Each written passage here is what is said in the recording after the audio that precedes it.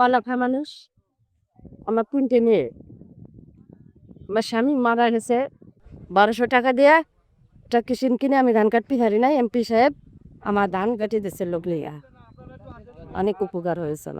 আমরা সিলনে গোদানা আজকে ধান কাটার কর্মসূচি পালন করছি। বর্তমান আপনারা জানেন যে বাজারে যে শ্রমিকের সংকট, এখন এই সংকটের জন্য আমাদের প্রিয় লিডার এস.এম. জিলানী ভাই, গোপালগঞ্জ ৩ আসনের এমপি, ১১০০ থেকে ১২০০ টাকা সাধারণ এবং খেটে খাওয়া মানুষের পক্ষে এই ধান কাটা শ্রমিক সংগ্রহ করা সম্ভব না।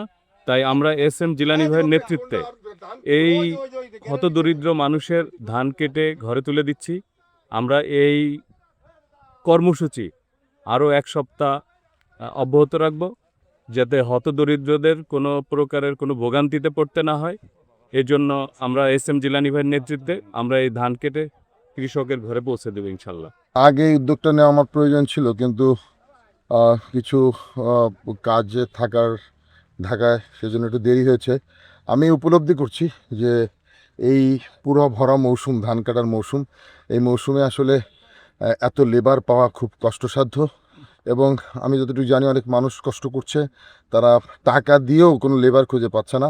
তাহলে ১১০০ থেকে ১২০০ টাকা একজন লেবার নিতে হচ্ছে, তাও পাওয়া যাচ্ছে না।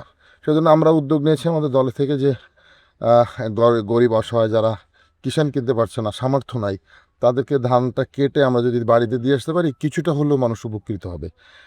সেই ভাবনা থেকেই আমরা সিদ্ধান্ত নিয়েছি এবং আশা করছি এখন থেকে ১ সপ্তাহ আমরা এই ধান কাটা মৌসুমে আমরা মানুষকে সহযোগিতা করব। এটি আমাদের প্রত্যাশা, মানুষ যাতে তার সারা বছরের যে রুজি এই ধান দিয়েই সারা বছর সে খাবে, ভাত খাবে, সেজন্য এই ধানটা যেন স্বাচ্ছন্দ্যভাবে সে তার ঘরে তুলতে পারে।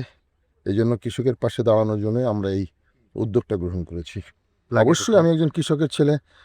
ধান কাটা, ধান রোয়া, হাল চাষ করা, এখন তো হাল নাই, এগুলো করে আমি অভ্যস্ত, পাট কাটা। হ্যাঁ, তো আমি এই কৃষি কাজ করেই রাজনীতিতে সম্পৃক্ত এবং এটা চলবে। ১২টার সময় আমাদের এটা আজকে গুদামে ধান সংগ্রহ শুরু করবে, ওটা উদ্বোধন করবে, এ পর্যন্ত ধান কাটবো ইনশাল্লাহ।